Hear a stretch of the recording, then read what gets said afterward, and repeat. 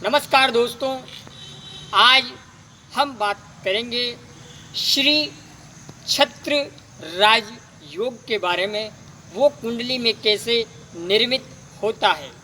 इसके अतिरिक्त लगभग राजयोगों की श्रृंखला हम लेकर के चल रहे हैं, वो हम अपलोड कर चुके हैं।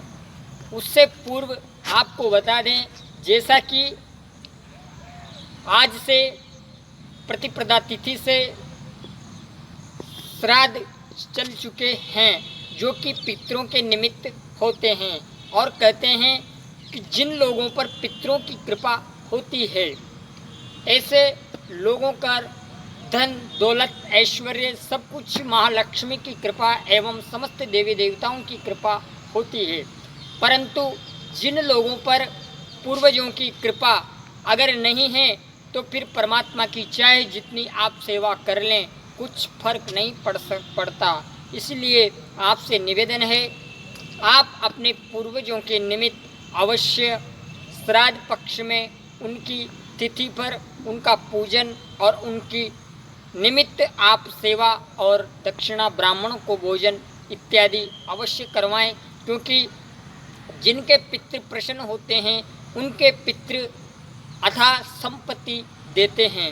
जैसे आपको मैं स्पष्ट कर दूं, विवाह में बाधा, नौकरी, आर्थिक तंगी, धन संपत्ति, लड़ाई झगड़े, तमाम तरीके की मुश्किलों में डल जाता है व्यक्ति और दुखी रहता है।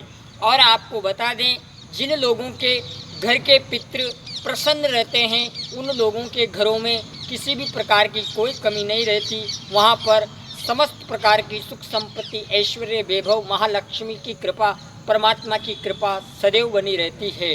क्योंकि कहते हैं, एक बार तो परमात्मा की सेवा में कोई गलती हो जाए तो परमात्मा माफ़ कर देते हैं, परंतु पितरों की अगर सेवा में किसी प्रकार की कोई गलती हो जाए तो वो हमें क्षमा नहीं करते। इसलिए निवेदन, इन 15 दिनों में आप अपने पितरों को निमित्त अवश्य पूजें, उनकी सेवा करें और सायंकाल मटके के पास दीपक अवश्य लगाएं।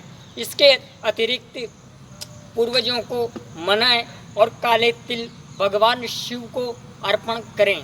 इसके अतिरिक्त आपको बता दें, पूर्वज जिनके अच्छे होते हैं, जिनको पिंडदान करते हैं, वो अच्छी अवस्था में पितरों को निमित्त कार्य भी होते हैं। यानी पितरों की सेवा से सब कुछ व्यक्ति प्राप्त कर सकता है। क्योंकि जिनके पितृ प्रसन्न होते हैं, उनको फिर दुनिया के किसी उपाय की करने की आवश्यकता नहीं हो पाती। क्योंकि जिनके पितृ अच्छी अवस्था में होते हैं, प्रसन्न होते हैं, उनका कोई कुछ नहीं बिगाड़ पाता है।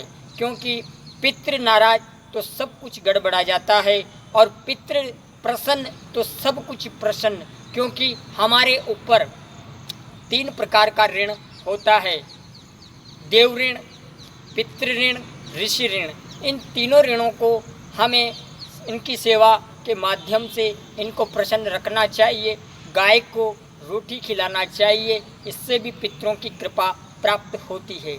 इसके अतिरिक्त आपको बता दें, पितृ की जो फोटो है, मृत पितरों की फोटो भगवान की अलमारी में कभी भी ना रखें, और उन्हें आप दक्षिण दिशा की दीवार पर सुरक्षित स्थान पर लगाएं। इसके अतिरिक्त आप उन्हें कहीं पर भी उटपटांग जगहों पर ना रखें, इससे भी पितरों की कृपा रुकती है। और आपको बता दें, विवाह में बाधा, समय पे संतान ना होना, संतान बार बार बेबी मिस्टेज हो जाना, ये सब पितृदोष के लक्षण होते हैं प्रिय दर्शकों। इसीलिए आपसे निवेदन करता हूँ, पितरों को प्रसन्न रखें, क्योंकि उन्हीं पितरों की कृपा से हम और आप इस सृष्टि पे आए हैं। तो उन पितरों को प्रसन्न रखें और पितरों के मंत्रों को, पितरों को प्रसन्न रखते रहें और उनसे सेवार्थ करते रहें। इसी के साथ साथ पितरों के बारे में जितना कहूँ उतना कम है। पितृ हमारे पूज्य हैं, पितरों को भूलना कभी भी नहीं चाहिए। इसी के अतिरिक्त आज आपको बता दें, हम बात करेंगे छत्र श्री छत्र राज योग के बारे में, उससे पूर्व आपको स्पष्ट कर दूं, हमारे वीडियो को आप आखिरी तक देखें और अपनी कुंडली से संबंधित कोई भी परेशानी आप हमारे YouTube कमेंट पर दे सकते हैं। इसके अतिरिक्त आप इसे अपने लिए सब्सक्राइब करें और लाइक करें, शेयर करें और इस पर जय श्री राम अवश्य लिखें। इसी के साथ साथ प्रिय मित्रों, नेक्स्ट एपिसोड में आपको बताऊंगा 10 रुपये का एक महाप्रयोग, जिससे कि आपके पास परमानेंट महालक्ष्मी की कृपा बनी रहे। उसके लिए आपको नेक्स्ट एपिसोड का इंतज़ार करना होगा। आइए प्रिय मित्रों, किसी बाधा के विलंब किए हुए सबसे पहले भगवान श्री गणेश को प्रणाम करते हैं और हनुमान जी महाराज को प्रणाम करते हैं। और अब हम बिना किसी देर के उस राजयोग के बारे में आपको बताते हैं, जिस राजयोग का नाम है श्री छत्र राज योग। कैसे निर्मित कुंडली में होता है मैं आपको स्पष्ट कर दूं। ये जो कुंडली आप देख रहे हैं, ये मैंने मेष लग्न से बनाई है। आपकी कुंडली किसी भी लग्न की हो सकती है, वहाँ कोई दो राय नहीं है, परंतु जहाँ जहाँ मैंने एरो लगाया, प्रथम भाव, द्वितीय भाव, द्वादश भाव और सप्तम भाव, इन भावों में राहु केतु को छोड़कर जो मूल 7 ग्रह हैं वो अगर आ रहे हैं तो ये आपकी कुंडली में श्री छत्र राजयोग का निर्माण करते हैं। ये आपको सत्ता सब कुछ प्रदान करता है, क्योंकि श्री का मतलब महालक्ष्मी होता है और छत्र का मतलब छाया होता है। इस योग में जन्मा जातक के ऊपर महालक्ष्मी हमेशा अपनी छत्र छाया लेकर खड़ी रहती है। और आपको बता दें कि इस योग में जन्मा जातक काफ़ी धनवान, ऐश्वर्यवान, मान सम्मान, प्रसिद्धि सब कुछ प्राप्त करता है। इसी के साथ साथ ये योग ज़्यादा बड़ा नहीं है, ज़्यादा कठिन नहीं है। मैंने आपको स्पष्ट करा, राहु और केतु को छोड़कर के बाकी के मूल 7 ग्रह लग्न भाव में, द्वितीय भाव में और द्वादश और सप्तम भाव में, इन भावों में जब भी पूरे 7 ग्रह आ जाएं तो यह छत्र लक्ष्मी योग होता है, श्री छत्र लक्ष्मी योग होता है। और राहु केतु इसके अतिरिक्त किसी भी भाव में हो सकते हैं। यहीं इस कार्यक्रम को विराम करते हैं। और अब छोटी सी बात मैं आपको बता दूं कि कई लोग कहते हैं कि पैसों के बिना कुछ नहीं होता।